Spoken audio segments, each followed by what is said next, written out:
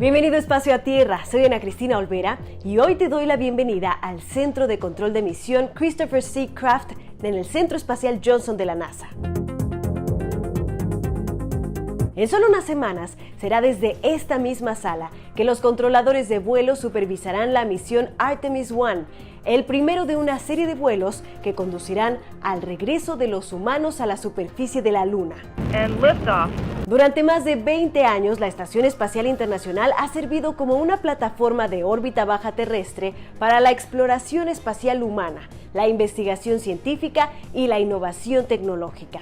Ahora, el laboratorio en órbita está liderando el camino para la próxima generación de estaciones espaciales y caminantes lunares. La NASA apunta hacia el regreso a la Luna a través de Artemis, donde exploraremos más de la superficie lunar que nunca.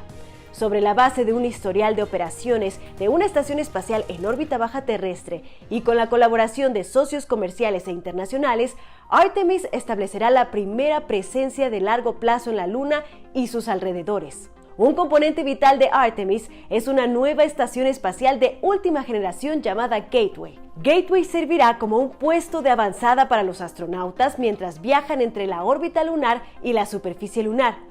Gateway también permitirá el soporte remoto del campamento base de Artemis. A medida que nuestros futuros robots y astronautas exploren más y realicen más ciencia que nunca, Gateway permanecerá en órbita durante más de una década, proporcionando un lugar para vivir y trabajar y apoyando a la ciencia y a la exploración humana a largo plazo en la Luna y sus alrededores. Para obtener más información sobre la Estación Espacial Gateway y cómo ha crecido a partir de las lecciones aprendidas con la Estación Espacial Internacional, veamos esta interesante charla entre Kyla LaFrance y Sean Fuller, gerente de socios internacionales del programa Gateway en el Centro Espacial Johnson de la NASA. So one of the things about Gateway is that it's building on the International Space Station. What kind of lessons learned are you taking from the ISS for Gateway today? Yeah, that's great. We got a lot of folks working in the Gateway program, like myself, that have a history in ISS. Also have our crews. So it's great that the crews that have spent time living on ISS that can translate that into Gateway for us to think about it. So lessons learned we have in there, when we really think about the layout inside of Gateway, it goes into the small things, the computers that the crew uses. How can we condense that down to the numbers of laptops and interfaces on Gateway? We see a lot of equipment externally on ISS. That would be a harsher radiation environment for us in Gateway. Different design concepts, a lot of ours is internal in equipment. Computers, for example, are all internal. We bring a lot of that stuff inside. And so we take those lessons learned. Probably one of the biggest areas we apply to it, though, because it's crew-tended, is think about reliability and maintainability, because the crew's not there. We've learned a lot of great lessons on ISS. We often reference AMS. We did some great EVAs, did some stuff on there that when we launched AMS, never envisioned doing. All right, gentlemen, Luca, if you need it, it's a clocking of 6 when you get back. That is a big lesson learned out of ISS. So in other words, in the beginning, it doesn't necessarily need to be fully designed to be replaceable, but give us those tools, those interfaces, and with this great team, we'll figure out a way to do that in the future. So I know with the International Space Station, we do have mission control centers all over the world, and we have international partners. So how many countries are we working with Gateway? Gateway is really building off of the International Space Station and that cooperation. So we have on Gateway today is NASA. We're leading that. Our European colleagues are with us, building a couple very important elements for Gateway, both habitation as well as a module that will provide refueling, on-orbit stowage, very important for us. Crew viewing, so they'll be able to look out, see the Earth, see the Moon. That's where it'll happen on a European module, as well as a comm system that will launch early on Gateway is from our European colleagues. Canadians, big surprise, Canadarm3. So building off of the first Canadarm on the Space Shuttle, Canadarm2 that's doing so well on ISS today. The third evolution of that on Gateway, Canadarm3, along with all the great external robotic fixtures that'll have our science on it, it'll have ORUs across Gateway. So very similar to ISS, kind of expanding that to Gateway. And then our Japanese colleagues at JAXA, they'll be building the life support system within the European ESA IHAB module. And also we're about to launch HTV-X next year for ISS, the first one of those. We're looking at that evolution to an HTV-XG Gateway version. also as logistics resupply. Like you said, on ISS, we've got control centers around the world. We're going to have centers around the world. We're building hardware around the world today. We're going to operate Gateway a little differently, though. We're not 365, 24/7 with crew on Gateway. We're doing that with crews that come up on Orion for the landing missions. So we look at about 30 to 60 plus days, depending on our logistics train, of crews there. So we'll have centers of those places that I mentioned supporting during the crewed time frames. But as during the uncrewed phases, I don't foresee on teams on console around the world, probably more of like an on-call type situation. A lot of stuff can be going on Gateway, but we won't have the crew there. So that lets us operate in a little different realm. When it's dormant, are we getting any telemetry, or do we know we'll how that we'll works? have great capabilities, and so we'll flesh out exactly what that ops concept is. So early on, right, we launched the first elements called the co-manifested vehicle. PP and Halo will launch together. We'll go through a checkout phase. That's a more intense operations team and engineering team as we check it out. Then as it spends about a year getting out using the solar electric propulsion, new technology to get us out there, we'll look at it and do more of a skeleton crew type things. One of the things we're also baking into Gateway early on is our software and software management. We call it the Vehicle Systems Manager. It'll have opportunities in the future to look at autonomy and factor autonomy in there.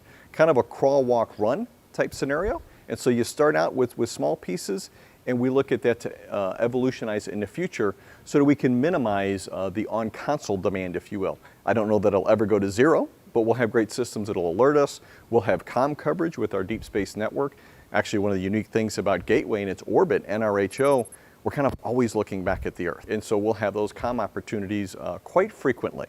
That'll be great, because that's also going to give us a lot of information about how to do this when we go even further, maybe onto Mars, and have mission control support those missions. That's exactly right, and I'm glad you mentioned that. This is kind of our stepping stones for it, right?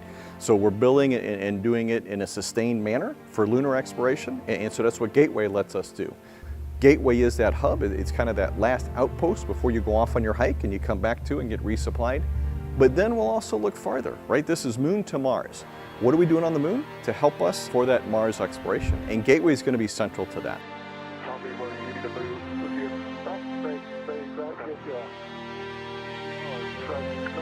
As we look at ISS today, it's a lot different than when we launched that first element, doing a lot of things on ISS that we didn't dream of back then.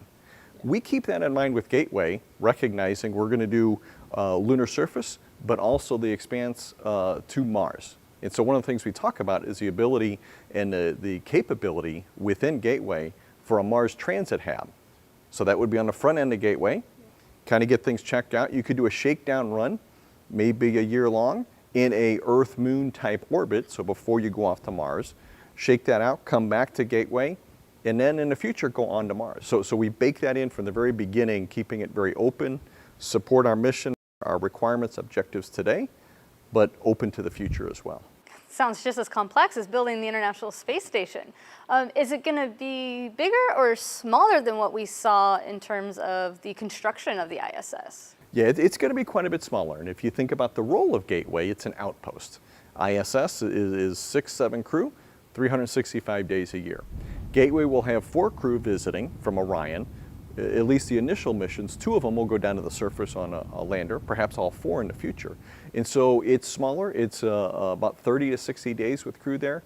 If I look at comparisons from a pressurized volume, what I like to say is ISS, it's about a 4, maybe 5 bedroom, nice size, very comfortable house. You look at Gateway, it's probably more of your studio apartment size in terms of volume. But our overall mission is different, right? Gateway is supporting that full mission of the lunar surface. We have crews go down there. So we keep all those things in mind as we build the complex. That's fantastic. Sean Fuller, the International Partner Manager for the Gateway program. Thanks again for joining us today. You bet, my pleasure. Es un momento realmente emocionante aquí en la NASA con la Estación Espacial Internacional que continúa creciendo y ampliando nuestro conocimiento sobre la vida y el trabajo en el espacio. Y ahora con Gateway, una estación de próxima generación para la órbita lunar en desarrollo. Usaremos lo que aprendamos sobre la Luna y sus alrededores para dar el próximo gran salto enviando a los primeros astronautas a Marte. Te invitamos a que nos acompañes mientras damos esos saltos gigantes y los pequeños pasos. Puedes seguirnos en Twitter en @NASAArtemis y en @NASA_Gateway. Y para obtener más información en español sobre la Estación Espacial y otras historias, síguenos en la web en ciencia.nasa.gov.